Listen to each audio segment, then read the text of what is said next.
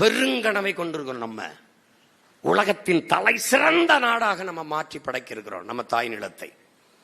இந்திய பெருநிலத்திற்கே முன்மாதிரியான ஒரு நாடாக தமிழ்நாடு இருக்கும். கல்வியில் சிறந்த நாடு. தென்கொரியாவை முந்திக் கொண்டு தமிழ்நாடு இருக்குது கல்வியின் தரத்தில். எல்லாவற்றிலும் ஆகச் சிறந்த நாடாக நம்ம படைக்கிறோம். 200 ஆண்டுகளுக்கு பிறகு என் இனம் எப்படி வாழ வேண்டும் என்ற கனவு கொண்டிருந்த ஒரே மகன் தமிழ் பேரினத்தில் நம் உயிர் தலைவன் பிரபாகரன் அவர்கள். ஒரு கேள்வி, அடுத்தவன் மொழி எனக்கு எப்படி அறிவாகும் என்ற கேள்வி இந்த தமிழ் சமூகத்தில் இதுவரை எழவில்லை. யார் வரும் வரை? உங்கள் முன்னவன் சீமான் வருகிற வரை ஒருவைய கேட்கல. லாங்குவேஜா பைத்தியக்கார பையில நாட்டை நாலேஜ் முட்டாப்பட.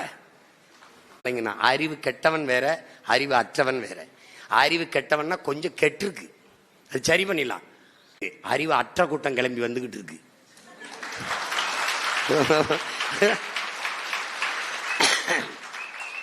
அதுக்கு கற்பிக்க முடியாது. ஏன்னா கடிக்கிற கூட்டத்துக்கு படிக்கிற கூட்டத்துக்கு தான் கற்பிக்க முடியும்.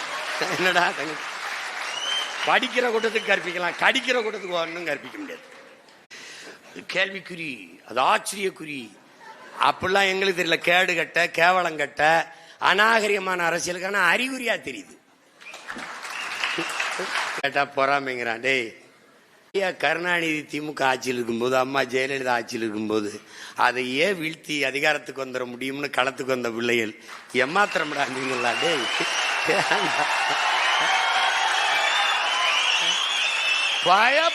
பயப்படுறாரு. கொத்து பரட்டா கூட்டம் இது, இது கொள்கை கூட்டம்.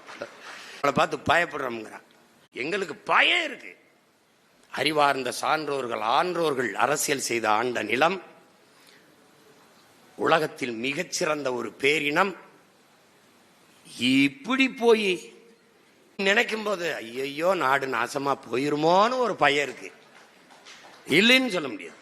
என்ன கோள்களும் கேட்கக்கூடாது.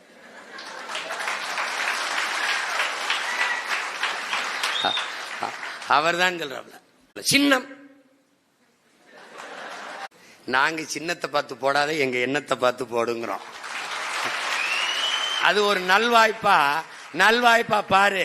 சின்னமும் எண்ணமும் ஒன்னா வந்துடுது. அவன் சின்னத்தை தேட கஷ்டப்படுவானேன்ட்டு என்னையவே வச்சுட்டாங்க.